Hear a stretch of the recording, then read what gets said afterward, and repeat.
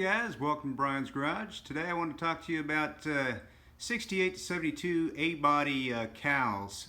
These things are subject to rust due to a design flaw, and what that does is it causes several layers of sheet metal in a sandwich to rust out, and pretty soon you get rust down in your floorboards and you're wondering where all that water's coming from. Well, what happens is it comes from right here. See this? This is the piece that this is actually a Chevelle piece, but on a GTO or a Cutlass, I'm not sure about the Skylark, this dash is all one piece and it comes down and does this little bend up like that.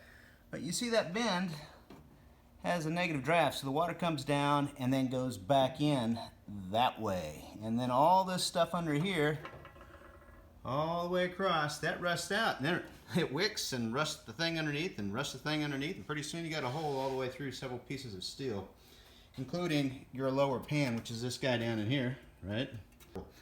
And you don't really notice this because there's a stainless steel piece that goes, trim piece that goes across there right underneath your windshield wipers, and you never even notice it until you get home and you're like, holy cow, this thing is a big job is what it is. It's a huge job.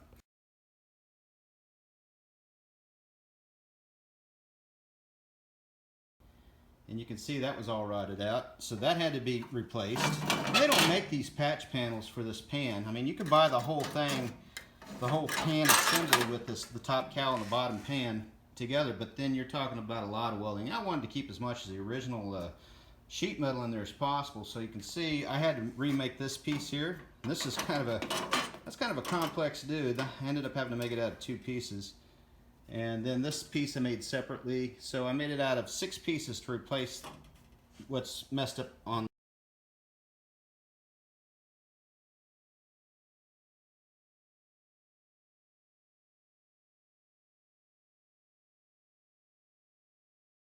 the pan.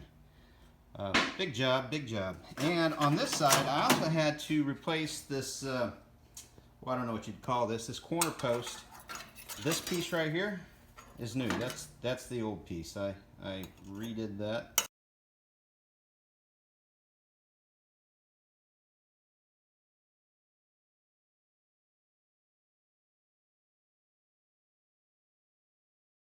That's what that looks like from the inside. Oh yeah, there you go. You can see quite a lot of custom panel all the way across there. I also added a windshield antenna. That's what you're seeing right now, because 68, 69 had the antenna on the trunk, and I'd just rather have it in the windshield. But you can see that's all custom there. But you want to peel them off pieces of onion and then form your new piece. First would be this piece. Form it over your original upper cowl panel before removing the cowl panel. And also start creating see these little holes? These are datums, so that when I put it back, it's all back in the exact same spot, and my windshield's going to fit nice, because you definitely don't want to weld these in the wrong position. That would really make your life miserable, for sure. So use Clecos. These are Clecos, and the way these things work, hold on a sec. I'll be right back. I gotta go get my pliers. And we're back. We are back. All right, so here are the Cleco pliers. See that? You just grab them like that. Now, it works easier if you got 2 hands. Trust me. They're quite easy, and you want these to hold everything together, so once you finish forming each piece all the way down, you can put them back together in the same way. I'm going to go ahead and pull this piece off and show you what it looks like underneath there. I also had some datum points between this and this piece, the corner post. For the top pan, I have 4 spots. You always want 4 spots, 1, 2, and 3, and 4, right? And that'll keep it all nice and lined up. When you use this Chevelle piece, and that's what you're going to have to use, you're going to have to trim the ends off, you're going to have to trim this top edge, you're going to have to trim this front edge, and you want this front edge trimmed just back behind the crest of the upper cowl. And the reason why is you're going to take and fillet weld this all the way across. Factory, it had plug welds, plug, plug. We're not going to do that because we want to seal this edge all the way across so that the factory issue does not manifest itself again. And just welding that all the way across, be nice and strong. And then I recommend welding this in. And as you weld this right here, hammer that back, get it flat in there, and then weld that up too. And this, along with those little jogs there, there's a jog there and a jog over there, will make this this upper piece very strong. I also, in addition to plug welding, of course, my cowl on, as you can see, got a lot of those. I also seam welded the edges. I haven't done that yet, but it's coming.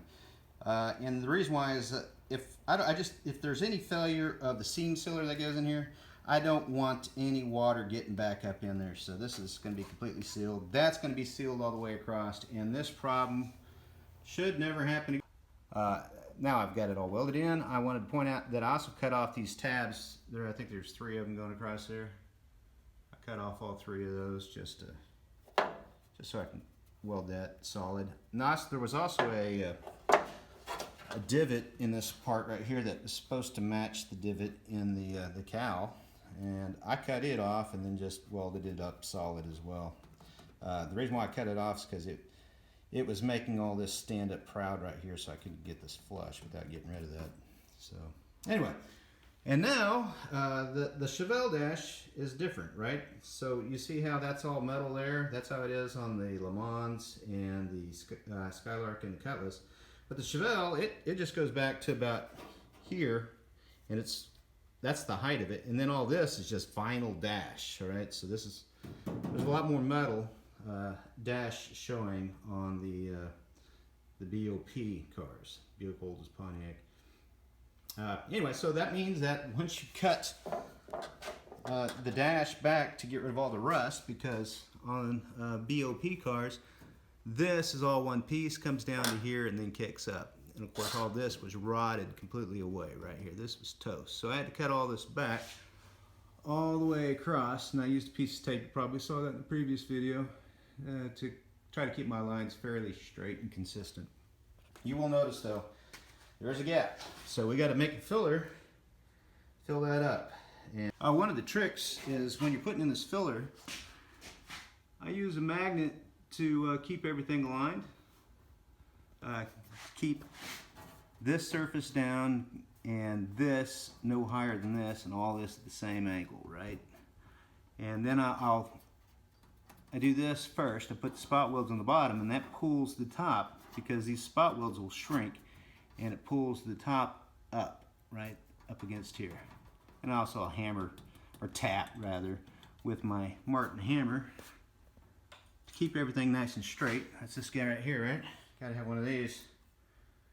Gotta have one of those. Gotta hammer weld, right? You put a weld in, and then you tap, right? Tap, because you want all that to be nice and flush against there. And that's how you do it. You gotta hammer weld, guys. Otherwise, it's not gonna come out very well. Anyway, I'll do the whole bottom, and then I'll weld the top. But first, I'm gonna go ahead and finish putting in the rest of the fillers. With spot welds on the bottom, and then I'll come back and finish weld all of it. And it should only take a very small amount of filler. Hey guys, we're back. Here's an update after we have welded in the filler pieces that go between the lower window channel and the dash, which is what you got to do on the BOP style dashes. Got all those fillers welded in there, and you can see that they're pretty close to being right on the money. It's got a tiny amount that we'll have to put a little filler in. Came out looking very nice. And oh, by the way, guys, I did measure this this dash on these BOP, and it is 20 gauge, which is 0.38 thousandths. While this Chevelle piece here is lower window channel is 75 thousandths, makes it 14 gauge, so should be a lot more resistant to rotting out. Getting ready to weld the shoulders on, I went ahead and put some weld through primer on those spots, because those are inaccessible once you weld them all together. Oh, the other thing, this hole here comes up to here, and it bolts in, or screws in rather. You see those holes. Make sure you put that that piece back in there before you weld on your shoulder, otherwise I don't think you're going to get it on there. That would be this guy that guy right there. Yeah, make sure you put that in before you weld on the shoulder. No, hit everything with a wire brush and some xylene and a rag, and painted all this up under here, and it looks just fine and dandy. So that's all. Very nice. There you go. So pretty much done under there. Finally, time to put the shoulders on. By the way, this is a 1968 442 convertible. Notice that I did X-brace everything up before I started taking the cowl apart, because with this convertible, I didn't want to lose my alignment, and got to keep my doors from sagging and that sort of thing. Sort of a big deal. Not so much on a hardtop car, but for a convertible, it's probably important to have those X-braces in there. And by the way, those X-braces are just made out of 1-inch square tubing. Nothing fancy. You don't need very heavy stuff. All right, guys, that's all I got. We'll talk to you later.